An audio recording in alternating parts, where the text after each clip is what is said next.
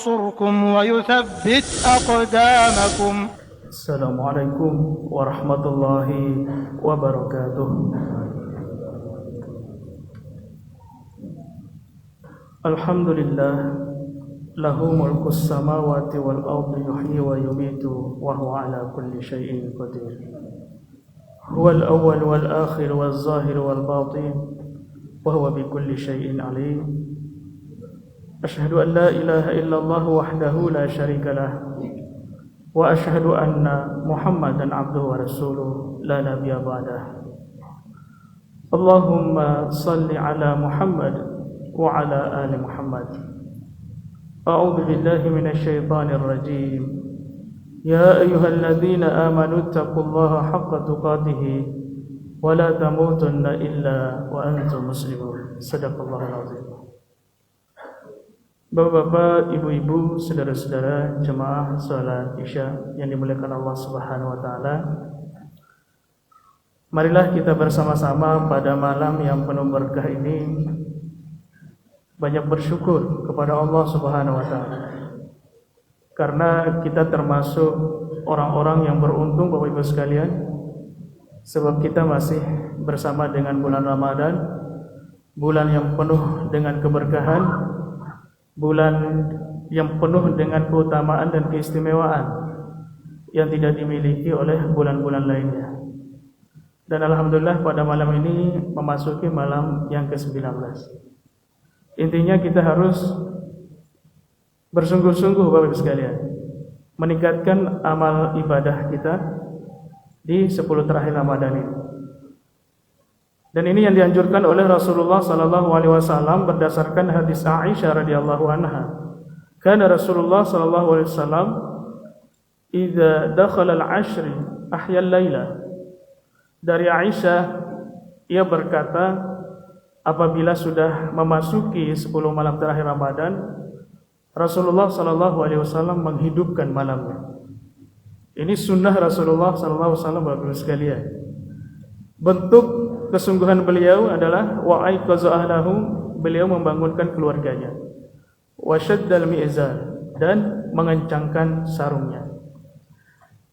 Jadi Bapak Ibu sekalian yang dimuliakan Allah, hadis ini berisi anjuran untuk meningkatkan amal-amal dan juga ibadah kepada Allah Subhanahu wa taala di 10 terakhir Ramadan.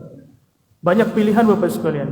Bentuk ibadah-ibadah yang dianjurkan oleh Rasulullah SAW selain puasa di siang harinya, kemudian sholat malamnya, dan amalan-amalannya banyak bentuknya yang bisa kita amalkan di 10 tahun Ramadan ini. Dan di malam ini ulama menyampaikan salah satu anjuran yang dianjurkan oleh Rasulullah SAW adalah bermurah hati atau sikap dermawan. Sebab Rasulullah SAW adalah manusia yang paling dermawan, dan lebih-lebih lagi di bulan Ramadan. Berdasarkan Ibnu Abbas berkata, Rasulullah adalah manusia yang paling murah hati, dan beliau lebih bermurah hati lagi pada bulan Ramadan ketika ditemui Jibril. Bagaimana bentuk murah hatinya Rasulullah? Yaitu dengan kebaikan Bapak sekalian. Bahkan dikatakan melebihi angin yang berhembus. Maksudnya beliau itu lebih cepat bermurah hati melebihi kecepatan angin yang selalu berhembus menebar rahmat. Juga mengisyaratkan bahwa kemurahan hati Nabi SAW itu merata manfaatnya. Jadi orang-orang di sekitar itu merasakan manfaatnya dari kebaikan Nabi SAW. Artinya Rasulullah adalah seorang pemurah hati, memiliki sifat dermawan. Ini yang dianjurkan Bapak sekalian, yang kita tingkatkan di 10 Ramadan selain ibadah. Kenapa dianjurkan untuk bermurah hati, untuk bersikap dermawan kepada sama? Karena secara khusus, menurut Imam Ibnu Rajab rahimahullah, dia mengatakan secara khusus karena bermurah hati atau sikap dermawan ini Bapak Ibu sekalian memiliki faidah yang sangat banyak sekali. Dari sekian banyak faidahnya itu diantaranya kata Imam Ibnu Rajab rahimahullah bahwa orang yang memberi atau yang membantu orang lain itu akan mendapatkan ganjaran yang sama seperti pelakunya. Jadi tidak ada yang dirugikan Bapak sekalian. Malah justru dua-duanya sama-sama untung. Inilah aturan Allah Subhanahu wa taala. Jadi jangan khawatir kalau harta kita yang kita infakkan, yang kita berikan kepada orang lain itu berkurang, tidak. Malah justru itu lebih baik harta yang kita infakkan daripada harta yang kita simpan, kata Allah Subhanahu wa taala. Kita ambil contoh dalam sebuah hadis Nabi SAW dikatakan, orang yang memberi makan orang yang berpuasa, atau untuk orang yang berpuasa nanti untuk dia pakai membuka puasa. Maka orang yang memberi tadi, Bapak sekalian, memberi orang yang berpuasa tadi, dia akan memperoleh ganjaran yang serupa dengan orang yang diberinya tadi. Subhanallah. Karena berdasarkan hadis Nabi mengatakan, "Man fattara sha'iman kana lahu mithlu ajrihi ghairu annahu la yanqusu min ajri sha'im syai'an." Siapa yang memberi makan untuk berbuka bagi orang yang berpuasa, maka ia akan mendapatkan ganjaran yang serupa dengan orang yang berpuasa.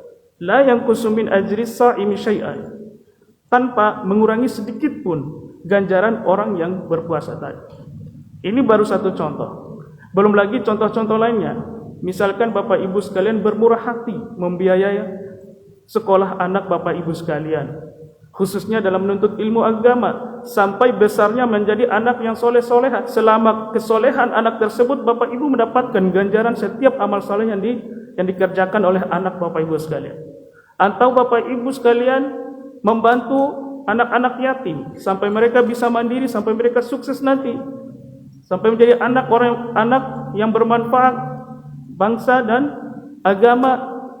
Dan kalau bisa menjadi seorang ustadz, maka selama dia menyampaikan ayat Allah, selama dia menuju kepada tempat-tempat dia berdakwah, maka selama itu juga Bapak Ibu mendapatkan pahala yang sama dengan orang yang Bapak Ibu bantu. Ini Bapak sekalian yang dikatakan oleh Imam Ibnu Rajab, salah satu faidah yang sangat istimewa sekali bagi orang-orang yang bermurah hati. Jamaah yang dimuliakan Allah Subhanahu wa taala, namun perlu diketahui bahwa sifat dermawan ini tidak sebatas pada harta saja Bapak Ibu sekalian. Namun banyak bentuknya.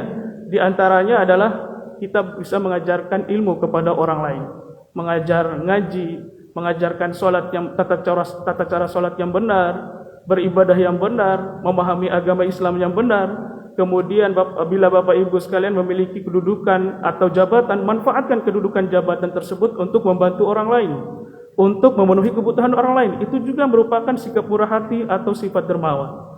Al-Hafiz Ibnu Rajab berkata, Nabi SAW itu orangnya sangat dermawan sekali, dengan berbagai macam bentuk kedermawan beliau, seperti memberikan ilmu beliau kepada para sahabat dan pengikutnya.